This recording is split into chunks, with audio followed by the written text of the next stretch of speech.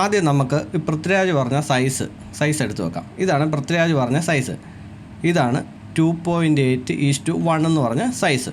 ഇതിന് പ്രശ്നം പറ്റിപ്പോയത് എന്നാന്ന് വെച്ച് കഴിഞ്ഞാൽ ഈ നിൽക്കുന്ന ചേട്ടനും ഈ നിൽക്കുന്ന ചേട്ടന്മാരും എല്ലാം ക്രോപ്പായി പോകും. ഒരു ബിഗ് സ്ക്രീൻ, അതായത് ഹൈറ്റ് കൂടിയ ഒരു സ്ക്രീനിലാണ് നിങ്ങൾ കാണുന്നതെങ്കിൽ ഇത്രയും ബ്ലാക്ക് ബാർ അവിടെ വരും. ഈ സെയിം പൊസിഷൻ ആയിരിക്കണം, ക്യാമറ ഈ പൊസിഷൻ ആയിരിക്കണം. ക്യാമറയുടെ പൊസിഷൻ മാറാൻ പാടില്ല. സബ്ജക്റ്റുമായിട്ട് ഇത്ര അകലെ പാടുള്ളൂ, ഏകദേശം ഇത്ര അകലെ പാടുള്ളൂ. പക്ഷേ എനിക്ക് സൈഡിലോട്ട് കിട്ടുകയും വേണം. സൈഡിലോട്ട് കുറച്ചും കൂടെ കിട്ടണം. എന്ത് ചെയ്യും? ഒരു വല്ലാത്ത ഇടപാടായിപ്പോയി അല്ലേ.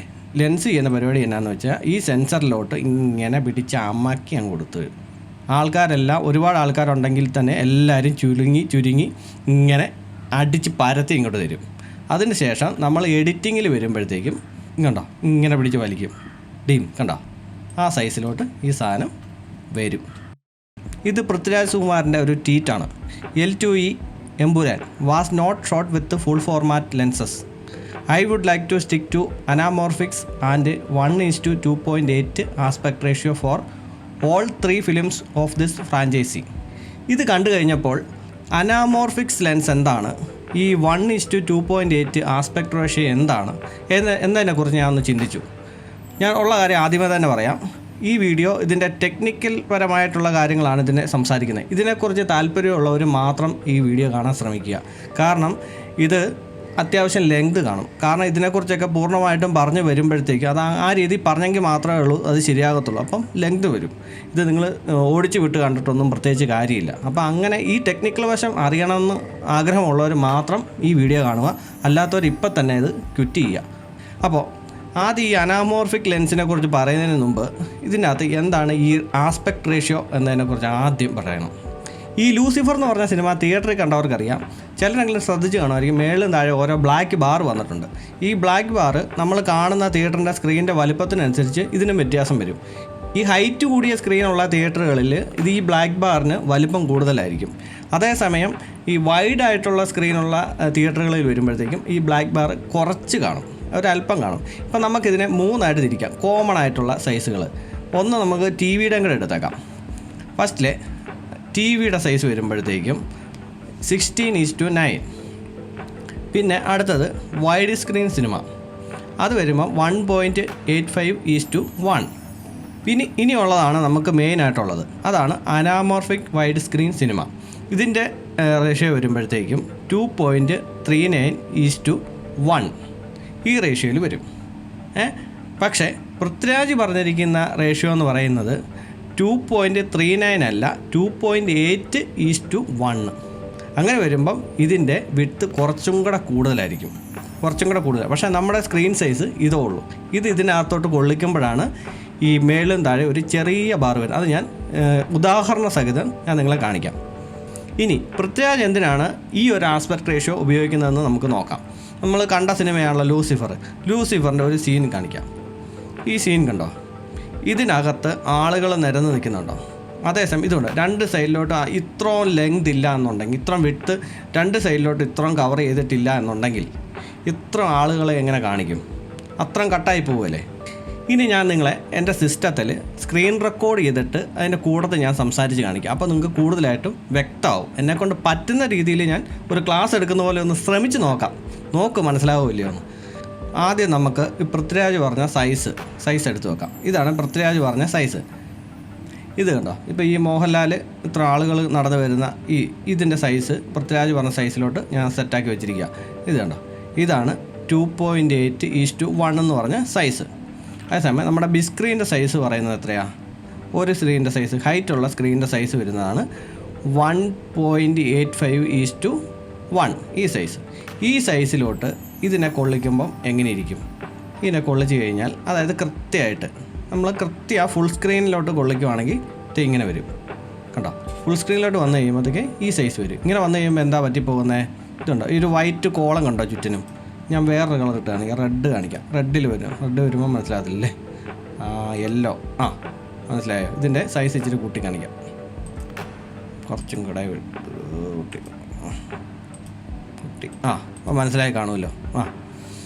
ഈ ഒരു ഇതുണ്ട്, ഇത്ര ഏരിയയിലോട്ടാണ് വരുന്നത്. അപ്പോൾ ഇതിന് പ്രശ്നം പറ്റിപ്പോയത് എന്നാന്ന് വെച്ച് കഴിഞ്ഞാൽ ഈ നിൽക്കുന്ന ചേട്ടനും ഈ നിൽക്കുന്ന ചേട്ടന്മാരും എല്ലാം ക്രോപ്പായി പോവും. മനസ്സിലായോ? ഈ നിൽക്കുന്ന ചേട്ടന്മാരും ക്രോപ്പായി പോവും. നമ്മൾ കറക്റ്റ് ആ സൈസിലോട്ട് തന്നെ ഒപ്പിക്കുവാണെങ്കിൽ ഇങ്ങനെ ഇരിക്കും. അതേസമയം അപ്പം നിങ്ങൾ ചോദിക്കാം, എന്നാൽ രണ്ട് സൈഡിൽ നിന്നും പിടിച്ച് അമക്കിയാൽ പോരെയെന്ന്. രണ്ട് സൈഡിൽ നിന്നും പിടിച്ച് അമക്കി കഴിയുമ്പോൾ ഈ ആളുകളുടെ ഷേപ്പെല്ലാം അങ്ങോട്ട് മാറിപ്പോവും. ഇതുണ്ടോ, ഈ രണ്ട് സൈഡിൽ നിന്നും പിടിച്ച് ഞാനിങ്ങനെ കൊള്ളിച്ചു, ടിങ്, കണ്ടോ, മോഹൻലാലൊക്കെ ഇരിക്കുന്നുണ്ടോ, ഒരുമാതിരി കോല് പോലെ ആയിപ്പോവും. പിടികിട്ടിയോ? അതുകൊണ്ട് നമ്മൾക്ക് അങ്ങനെ ചെയ്യാൻ പറ്റില്ല. ഇങ്ങനെ ചെയ്ത് കഴിഞ്ഞാൽ ഫുൾ സ്ക്രീൻ കിട്ടും, പക്ഷേ ആൾക്കാരുടെ ഷേപ്പ് പോവും. പിന്നെ ചെയ്യേണ്ട എന്നാ, അപ്പോൾ ഇതിൻ്റെ വീതി എത്രയാണെന്ന് നമ്മൾ നോക്കും. ഇത് കണ്ടോ, ഇതിൻ്റെ സ്ക്രീനിൻ്റെ വീതി, ആ വീതിക്കനുസരിച്ച് ഇതിൻ്റെ വീതിനെ, നീളവും വീതിയും എല്ലാം ഒരേപോലെ കുറയ്ക്കണം. ഒരേപോലെ കുറയ്ക്കുമ്പോൾ ഇങ്ങനെ പിടിച്ച് കുറയ്ക്കണം. ഇങ്ങനെ കുറച്ച് കഴിയുമ്പോഴത്തേക്കും കണ്ടോ, മനസ്സിലായോ? ഇങ്ങനെ കൃത്യം കൊള്ളിച്ച് വീതി നീളം. അപ്പോൾ അങ്ങനെ വരുമ്പോഴത്തേക്കും കണ്ടോ, അങ്ങനെ വരുമ്പം മേളിലും താഴെയും ഈ ബ്ലാക്ക് ബാർ വരും. മനസ്സിലായല്ലോ? ഒരു ബിഗ് സ്ക്രീൻ, അതായത് ഹൈറ്റ് കൂടിയ ഒരു സ്ക്രീനിലാണ് നിങ്ങൾ കാണുന്നതെങ്കിൽ ഇത്രയും ബ്ലാക്ക് ബാർ അവിടെ വരും. മനസ്സിലായോ? അതേസമയം ഞാൻ മുമ്പേ പറഞ്ഞ പോലെ ഇതിന് ബ്ലാക്ക് ബാർ കണ്ടില്ല എന്നുണ്ടെന്ന് വെച്ചോ, ഫുൾ സ്ക്രീനിലാണ് കാണുന്നത്, പിടിച്ച് ചളുക്കിയിട്ടും ഇല്ല എന്നുണ്ടെങ്കിൽ അതിനർത്ഥം എന്നാ, ഇവന്മാർ ക്രോപ്പ് ചെയ്ത് കളഞ്ഞ് നമുക്ക് സൈഡിലോട്ടുള്ള കുറേ വിഷ്വൽ നമുക്ക് നഷ്ടപ്പെട്ടു എന്നാണ് അതിനർത്ഥം. അങ്ങനെ ചെയ്യാൻ സാധ്യതയില്ല. ഇനി നമുക്ക് അടുത്തതായിട്ട് വരുന്നതാണ് നമ്മുടെ വൈഡ് സ്ക്രീൻ. ഞാൻ പറഞ്ഞല്ലോ, അത് സിനിമാസ്കോപ്പ് എന്ന് പറയാം. സിനിമാസ്കോപ്പിലോട്ട് വരുമ്പോഴത്തേക്കും ഈ സൈസിന് പൃഥ്വിരാജ് പറഞ്ഞ സൈസ് 2.8:1 ആണല്ലോ. അത് നമ്മുടെ സിനിമാസ്കോപ്പിൻ്റെ സൈസ് വരുമ്പോൾ 2.39 ഉള്ളൂ. മനസ്സിലായോ? ഇത് 2.8 വരും. അപ്പോൾ ഇവനെ ഇങ്ങോട്ടാക്കി കഴിഞ്ഞ് ഈ സ്ക്രീനിലോട്ട് പ്രദർശിപ്പിച്ച് ചെയ്യുമ്പോൾ എന്ത് സംഭവിക്കും? ഇതിനകത്തുനിന്ന് കണ്ടോ, ഇതിനകത്ത് വരുമ്പോൾ ആ ചേട്ടൻ്റെ കുറച്ചോ പോയിട്ടുള്ളൂ. അപ്പുറത്ത് വന്നപ്പോൾ ഈ ചേട്ടൻ ഫുള്ളായിട്ട് പോയി. ഇതാണ് അപ്പുറത്തെ സൈഡ്. ബിഗ് സ്ക്രീനിൽ വരുന്നപ്പോഴത്തേക്ക് ഇത്രയും പോയി, അതായത് വലിയ ഹൈറ്റ് ഉള്ളതിൽ വന്നപ്പോൾ ഇത്രയും പോയി. ചെറുതിലോട്ട് വന്നപ്പോൾ, അതായത് നീളമുള്ളതിൽ വരുമ്പോൾ ആ ചേട്ടൻ്റെ പകുതി കിട്ടി. ഇപ്പുറത്തും ശകല പോയിട്ടുള്ളൂ. അതായത് സിനിമാസ്കോപ്പ് തന്നെ ആയതുകൊണ്ട്. അപ്പം മുമ്പേ പറഞ്ഞ പോലെ ഇവനെ ചളുക്കാൻ പറ്റുമല്ലോ.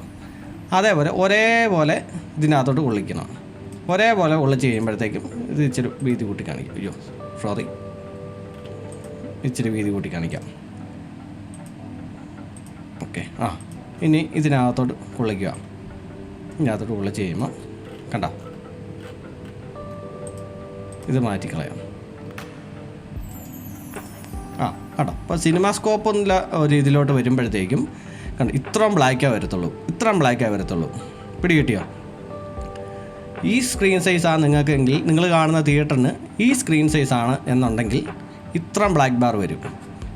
ഹൈറ്റ് കൂടിയതാണെന്നുണ്ടെങ്കിൽ ഇതിന് കുറച്ചും കൂടെ കൂടിയ ഇത് വരും, ഗ്യാപ്പ് വരും. ഇത്രയും ഗ്യാപ്പ് വരും കൂടിയതിന്. മനസ്സിലായോ?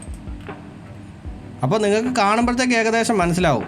പിടികിട്ടി? എന്തൊക്കെയാണെന്ന് പറഞ്ഞാലും ചെറിയൊരു ബ്ലാക്ക് ബാർ വരുമെന്നാണ് എൻ്റെ ഒരു പരിമിതമായ അറിവ് വെച്ചിട്ടുള്ള ഒരു കാൽക്കുലേഷൻ. ഇനി നമ്മൾ ഈ ലൂസിഫർ എന്ന് പറഞ്ഞ സിനിമ ടി വിക്കകത്ത് കണ്ടിട്ടുണ്ടോ? ടി വിക്കകത്ത് കാണുമ്പോഴത്തേക്കും ടി വിയിൽ വരുമ്പം ഈ പറഞ്ഞ പോലെ ആ സൈസ് ചേഞ്ച് ചെയ്ത് കാണിക്കാം. ടി വിയിൽ വരുമ്പോൾ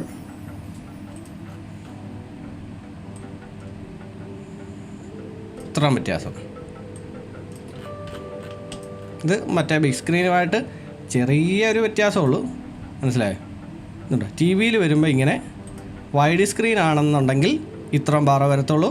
ബിഗ് സ്ക്രീൻ ആണെങ്കിൽ ഇത്രയും വരും. അതായത് വലിയ ഹൈറ്റുള്ളതും ടി വിയും തമ്മിൽ വലിയ വ്യത്യാസമില്ല എന്ന് വേണം കരുതാൻ. പക്ഷേ വൈഡ് സ്ക്രീനിൽ വരുമ്പോഴാണ് നമുക്ക് ആ കൃത്യം ഇത് വരുന്നത്. പിന്നെ മേളിലും താഴെ ആയതുകൊണ്ട് നമുക്ക് അത്ര വൃത്തികേട് തോന്നത്തില്ല. ചില സിനിമകളിലെ രണ്ട് സൈഡിലും വരും. അത് വേറെ ടോപ്പിക്കാണ്. അത് ഞാൻ പിന്നെ എപ്പോഴെങ്കിലും പറയാം. അതിനെക്കുറിച്ച് കൂടുതൽ വേണമെന്നുണ്ടെങ്കിൽ നിങ്ങളൊന്ന് കമൻറ്റ് ഇടുക, അപ്പോൾ ഞാനതും പറഞ്ഞു തരാം. ഓക്കെ. അപ്പോൾ ആസ്പെക്ട് റേഷ്യോയുടെ ഏകദേശം മനസ്സിലായെന്ന് വിചാരിക്കുന്നു. അപ്പോൾ പൃഥ്വിരാജ് പറഞ്ഞ ആസ്പെക്ട് റേഷ്യോ നമ്മുടെ തിയേറ്ററിൽ വരുമ്പോൾ ഏകദേശം എങ്ങനെയാണെന്ന് ഏതാണ്ടൊക്കെ പിടികിട്ടിയെന്ന് തോന്നുന്നല്ലേ. ഇനിയാണ് ഒരു പ്രശ്നം. ഇനി അനാമോർഫിക് ലെൻസിൻ്റെ കാര്യം ഞാൻ അതെങ്ങനെ പറഞ്ഞു തരുമെന്നാണ് ആലോചിക്കുന്നത്. എന്തായാലും നോക്കാം. അതും ഈ പറഞ്ഞ പോലെ ഒരു സ്ക്രീൻ റെക്കോർഡ് ചെയ്തിട്ടെ ഒന്ന് എടുത്ത് നോക്കാം. തെറ്റുകുറ്റങ്ങൾ ക്ഷമിക്കുക, അതും കൂടെ ഒന്ന് ശ്രമിച്ച് നോക്കാം. ഓക്കെ. ആദ്യം നമുക്ക് ഇതിൻ്റെ ലെൻസിനെ കുറിച്ച് പറയുന്നതിന് മുമ്പായിട്ട് ഈ ക്യാമറയുടെ സെൻസറിനെ കുറിച്ച് ജസ്റ്റ് ഒന്ന് പറയാം. അതായത് എല്ലാവർക്കും മറ്റും അറിയത്തില്ലല്ലോ. ഇതാണ് ക്യാമറയുടെ സെൻസർ. ഉണ്ടോ? ഇത്രയും ക്യാമറ ഉണ്ട്. ഇത് പല വലുപ്പത്തിലുള്ളതുകൊണ്ട് ഇതാണ് സെൻസർ. ഇതിനകത്തോട്ടാണ് ലൈറ്റ് വരുമ്പോഴത്തേക്കും പിക്ചർ ക്യാപ്ചർ ആകുന്നത്. ഇത് പല സൈസിലുള്ളതുണ്ടെന്ന് പറഞ്ഞല്ലോ. നമുക്കിതിനകത്ത് കോമൺ ആയിട്ട് ഏതെങ്കിലും ഒരു സൈസ് വെച്ചിട്ട് ജസ്റ്റ് ചുമ്മാ ഒന്ന് നോക്കാം. ഇവിടെ ഞാൻ എൻ്റെ ഒരു പടം എടുത്ത് വെച്ചിട്ടുണ്ട്. ഇത് ഒരു 4x3 ഉള്ള സെൻസറിനാണ് ഞാൻ കൂട്ടിയിരിക്കുന്നത്. പല സൈസ് ഉണ്ടെന്ന് പറഞ്ഞല്ലോ. ചുമ്മാ കോമൺ ആയിട്ട് ജസ്റ്റ് നിങ്ങൾക്ക് അറിയാൻ വേണ്ടിയിട്ട് ചുമ്മാ ഒന്ന് എടുത്ത് വെച്ചെന്നുള്ളൂ. ഇതിൻ്റെ അകത്ത് എടുത്തൊരു ഫോട്ടോയാണിത്. ഈ ഫോട്ടോ ഞാൻ മാറ്റി കാണിക്കാം. ഇതാണ് ഞാൻ മുമ്പേ കാണിച്ച ആ ക്യാമറയുടെ സെൻസർ ഉണ്ടല്ലോ. ആ സെൻസറാണ് ഞാൻ ഈ ഉദ്ദേശിച്ചിരിക്കുന്നത്. ഈ ബ്ലൂ കളറിൽ കാണുന്ന ആ സെൻസറാണ്. ഈ സെൻസറിൽ ഞാൻ എടുത്ത ഒരു ഫോട്ടോയാണ് ഇത്. ഇതിനെ ഞാൻ പറഞ്ഞ പോലെ നമുക്ക് ഒരു മുമ്പ് പറഞ്ഞ പോലെ വിട്ട് കൂടിയ ഒരു സൈസിലോട്ട് ആക്കണം. അതായത് മുമ്പ് പറഞ്ഞാൽ ഒരു അനാമോർഫിക് സൈസിലോട്ട് നമുക്ക് ആസ്പെക്ട് റേഷ്യോ ചേഞ്ച് ചെയ്യണം. അപ്പം നമ്മൾ ക്യാമറയിൽ ആസ്പെക്ട് റേഷ്യോ നമ്മൾ ചേഞ്ച് ചെയ്യുന്നു. മുമ്പ് പ്രത്യേകം പറഞ്ഞ സൈസൊന്നും കിട്ടത്തില്ല. എന്നാലും ഞാൻ സിസ്റ്റത്തിലാകുമ്പോൾ കാണിച്ചു തരാമല്ലോ. എൻ്റെ ഫോണിലൊന്നും കിട്ടത്തില്ല. അപ്പം സിസ്റ്റത്തെ ഞാൻ കാണിച്ചു തരാം. ഇതാണ് 2.8:1. ഈ സൈസിലോട്ട് എനിക്ക് ഈ സെൻസറിനോട് ഞാൻ പറയുകയാണ്, ചേട്ടാ എനിക്കിങ്ങനെ വൈഡായിട്ടുള്ളൊരു പിക്ചർ വേണം, ഈ ആസ്പെക്ട് റേഷ്യോ ആണ് വേണ്ടത്. അപ്പോൾ പുള്ളി എന്നാ ചെയ്യുന്നതെന്ന് അറിയാമോ? പുള്ളി ഇങ്ങനെ അങ്ങോട്ടാക്കി തരും. കണ്ടോ? അപ്പോൾ മുമ്പേ കാണിച്ച ആ സൈസ് വന്നോ? ഒന്നുകൂടെ കാണിച്ചു തരാം. മുമ്പേ വൈഡ് സ്ക്രീനെ കാണിച്ചു. കണ്ടോ? ഇങ്ങനെ ലെങ്ത് കണ്ടോ? കണ്ടോ ഈ ലെങ്ത്ത് ഈ സൈസിലോട്ട് ഇങ്ങനെ വന്നു. സംഭവം വന്നു. പക്ഷേ സംഭവിച്ചത് ഇത്രേ ഉള്ളൂ. മേളിലും താഴെയും കുറച്ച് ഭാഗം അങ്ങോട്ട് പോയി കിട്ടി. യഥാർത്ഥത്തിൽ എന്താ സംഭവിച്ചത്? നമുക്ക് ഇല്ലാത്ത സ്ഥലങ്ങളൊന്നും പുതിയതായിട്ട് തന്നിട്ടില്ല. അന്നേരം കാണിച്ച ആ സ്ഥലങ്ങൾ തന്നെ മേളും താഴെയും കൂടെ കട്ട് ചെയ്ത് കളഞ്ഞിട്ട് നീളത്തിൽ ഇങ്ങോട്ട് തന്നു. ഇതാണ് സംഭവിച്ചത്. പക്ഷേ എനിക്ക് വേണ്ടത് ഇതിങ്ങനെയല്ല. ഇതേ പൊസിഷനിൽ തന്നെ ഇതേ സെൻസറിനകത്ത് തന്നെ എനിക്ക് ഈ മേളുവശവും താഴെ വശവും പോകാൻ പാടില്ല, ക്രോപ്പായി പോകാൻ പാടില്ല. പക്ഷേ സൈഡിലോട്ട് കുറച്ചും കൂടെ കിട്ടണം. നിങ്ങൾ പറയാൻ പോകുന്നത് എന്താണെന്ന് വെച്ച് കഴിഞ്ഞാൽ, കുറച്ചും കൂടെ പുറകോട്ട് മാറി നിന്നാൽ പോരേന്ന് ചോദിക്കാൻ സാധ്യതയുണ്ട് ഇല്ലേ? കുറച്ചും കൂടെ പുറകോട്ട് മാറി നിൽക്കുമ്പോഴുള്ള കുഴപ്പം എന്നാന്ന് വെച്ച് കഴിഞ്ഞാൽ, എനിക്ക് സൈഡ് കിട്ടും, സൈഡ് കുറച്ചും കൂടെ കവറായിട്ട് കിട്ടും. പക്ഷേ സൈഡ് കിട്ടും തോറും ഞാൻ ഈ സബ്ജക്റ്റും ക്യാമറയായിട്ടുള്ള അകലം കൂടിക്കൊണ്ടിരിക്കും. സബ്ജക്റ്റും ക്യാമറയായിട്ട് അകലവും കൂടുന്നതിനൊപ്പം സൈഡിലോട്ട് മാത്രമല്ലല്ലോ ഇത് പിക്ചർ ക്യാപ്ചർ ആകുന്നത്. കൂടുതൽ മേളും താഴെയും കൂടെ കൂടുതൽ വിഷ്വൽ കിട്ടുമല്ലേ? മേളിലോട്ടുള്ള ഭാഗവും കൂടും, താഴോട്ടുള്ള ഭാഗവും കൂടും. സൈഡിലോട്ട് മാത്രമല്ല കൂടുന്നത് പുറകോട്ട് വലിക്കുമ്പം, അല്ലേ? അപ്പോൾ എനിക്ക് ചെയ്യേണ്ടത് എന്നാന്ന് വെച്ചാൽ, എനിക്ക് വേണ്ടത് ഇത്രേ ഉള്ളൂ. ഈ സെയിം പൊസിഷൻ ആയിരിക്കണം. ക്യാമറ ഈ പൊസിഷൻ ആയിരിക്കണം. ക്യാമറയുടെ പൊസിഷൻ മാറാൻ പാടില്ല. സബ്ജക്റ്റുമായിട്ട് ഇത്ര അകലെ പാടുള്ളൂ, ഏകദേശം ഇത്ര അകലെ പാടുള്ളൂ. പക്ഷേ എനിക്ക് സൈഡിലോട്ട് കിട്ടുകയും വേണം. സൈഡിലോട്ട് കുറച്ചും കൂടെ കിട്ടണം. എന്ത് ചെയ്യും? ഒരു വല്ലാത്ത ഇടപാടായിപ്പോയി അല്ലേ? പക്ഷേ ഈ സെൻസറിനകത്ത് എനിക്ക് കിട്ടുകയും വേണം. നടക്കുമോ? നടക്കും. കണ്ടോ? ഇതാണ് ഞാൻ ഉദ്ദേശിച്ചത്. കണ്ടോ? ഈ സൈസ് ഇങ്ങനെ എനിക്ക് വരണം. അതായത് ഇത് തമ്മിൽ നോക്കിയേ, വ്യത്യാസം നോക്കിയേ. ഇതിനകത്ത് രണ്ട് സൈഡിലോട്ടും കൂടുതൽ ഏരിയ കവറായിട്ടുണ്ട്. ഈ പിക്ചറിൻ്റെ രണ്ട് സൈഡിലോട്ടും ഏരിയ കൂടുതൽ കവറായിട്ടുണ്ട്. മനസ്സിലായല്ലോ? ഇതുണ്ടോ? ഇവിടെ ഏരിയ കവറായിട്ടുണ്ട്, ഇവിടെയും ഏരിയ കവറായിട്ടുണ്ട്. മനസ്സിലായോ? എന്നാൽ അകലം തമ്മിൽ കൂടിയിട്ടില്ല. പിടികിട്ടിയോ? ക്യാമറയും ഞാനും, അതായത് ക്യാമറയും ഞാൻ നിൽക്കുന്ന എൻ്റെ ആ സബ്ജക്റ്റും തമ്മിലുള്ള അകലം കൂടിയിട്ടില്ല. മേലോട്ട് കൂടിയിട്ടില്ല, താഴോട്ട് കൂടിയിട്ടില്ല. എന്നാൽ രണ്ട് സൈഡിലോട്ടും കിട്ടി. അപ്പോൾ അവിടെയാണ് നമുക്ക് അനാമോർഫിക് ലെൻസിൻ്റെ പ്രസക്തി വരുന്നത്. ഈ അനാമോർഫിക് ലെൻസിൽ ഈ സെയിം സെൻസറെ തന്നെ ഇങ്ങനെ നീളത്തിലെടുക്കാൻ സാധിക്കും. ക്യാമറ സെൻസർ ഇതിനകത്തോട്ട് കണ്ടോ 1.3. ഓക്കെ, ഇനി അടുത്ത് വരുമ്പോൾ 1.33. അടുത്തത് വരും 1.5, 1.8, 2 ഇഞ്ച്. അതായത് ഇത്ര മടങ്ങ് നമ്മൾ ഇതിനകത്തോട്ട്, ഈ സെൻസറിനകത്തോട്ട് ഇടിച്ച് കുത്തി കയറ്റുക. രണ്ട് സൈഡിൽ നിന്നും പിടിച്ച് അമക്കുന്ന പരിപാടിയാണ് ഈ ലെൻസ് ചെയ്യുന്നത്. എന്നിട്ട് അതിന് ശേഷം നമ്മൾ എഡിറ്റിങ്ങിൽ വരുമ്പോഴത്തേക്കും ഇത് പിടിച്ച് വലിക്കും. എഡിറ്റിങ് വരുമ്പോഴത്തേക്കും അതിനകത്ത് ക്യാപ്ചർ ചെയ്യുമ്പോഴത്തേക്കും ഈ പറഞ്ഞ പോലെ ഇങ്ങനെ ചുരുങ്ങിയിരിക്കും. അതിനുശേഷം എഡിറ്റിങ് വരുമ്പോഴത്തേക്ക് നമ്മളിങ്ങനെ പിടിച്ച് വലിച്ച് ചെയ്യുമ്പോഴത്തേക്കും രണ്ട് സൈഡിലോട്ടും സെറ്റായി. ഞാൻ എൻ്റെ ഫോട്ടോയിൽ കാണിച്ചു തരാം. ഈ പിക്ചർ ഈ സെൻസറിനകത്ത് കൊണ്ടുവരണം. ഇതൊന്ന് മാറ്റിയിടാം. ഇത് അനാമോർഫിക് ലെൻസിനകത്ത് ഈ സെൻസറിൽ എടുക്കുമ്പോഴത്തേക്കും സംഭവിക്കുന്നതാണ്, ഈ ലെൻസ് ചെയ്യുന്ന പരിപാടി എന്നാന്ന് വെച്ചാൽ, ഈ സെൻസറിലോട്ട് ഇങ്ങനെ പിടിച്ച് അമക്കി അങ്ങ് കൊടുത്ത്, മനസ്സിലായോ? ഇങ്ങനെ അമക്കിയിട്ട് ഈ സെൻസറിലോട്ട് ഇങ്ങനെ ക്യാപ്ചർ ആവും. ഇങ്ങനെ നമ്മൾ കാണുമ്പോഴത്തേക്ക് ഇതിൻ്റെ ഔട്ട്പുട്ട് വരുമ്പോഴത്തേ ഇങ്ങനെ ഇരിക്കും.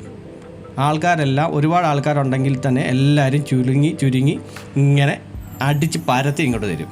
അതിന് ശേഷം നമ്മൾ എഡിറ്റിങ്ങിൽ വരുമ്പോഴത്തേക്കും ഇതിനെ നേരെ തിരിച്ച് കണ്ടോ ഇങ്ങനെ പിടിച്ച് വലിക്കും. ഇങ്ങനെ പിടിച്ച് വലിക്കുമല്ല, അത് സോഫ്റ്റ്വെയർ ഉണ്ട്. സോഫ്റ്റ്വെയറിനകത്ത് വരുമ്പോഴത്തേക്കും സോഫ്റ്റ്വെയർ ഇട്ട് കഴിയുമ്പോൾ അതിൻ്റെ ആക്ച്വൽ സൈസ്, അതായത് നമ്മൾ ആ ലെൻസിൽ കൊടുത്തിരിക്കുന്ന സെറ്റിങ്സ് എത്രയാണോ ആ സെറ്റിങ്സിലോട്ട് ഈ സാധനത്തിനെ നമ്മൾ കൊണ്ടുവരികയാണ് രണ്ടാമത് ചെയ്യുന്ന പരിപാടി. അങ്ങനെ വരുമ്പോഴത്തേക്കും കൃത്യം കണ്ടോ ആ സൈസിലോട്ട് ഈ സാധനം വരും കണ്ടോ. അപ്പോൾ ഈ ഇത്രയും ചെറിയ സെൻസറിനകത്ത് നമുക്ക് ഈ ഇത്രയും 2 സൈഡിലോട്ടും ഇത്രയും പിക്ചർ ക്യാപ്ചർ ചെയ്യാൻ ഈ ലെൻസിനെ കൊണ്ട് സാധിക്കും. ആ ലെൻസിൻ്റെ ഉള്ളിൽ നടക്കുന്ന പരിപാടി എന്താണെന്ന് വെച്ച് കഴിഞ്ഞാൽ ഇതാണ് സ്പെറിക്കൽ ലെൻസും അനാമോർഫിക് ലെൻസും എന്നാണ് പറയുന്നത്. ഇത് സ്പെറിക്കൽ ലെൻസിൻ്റെ അകത്തെ ഒരു ഉൾവശമാണ് കാണുന്നത്.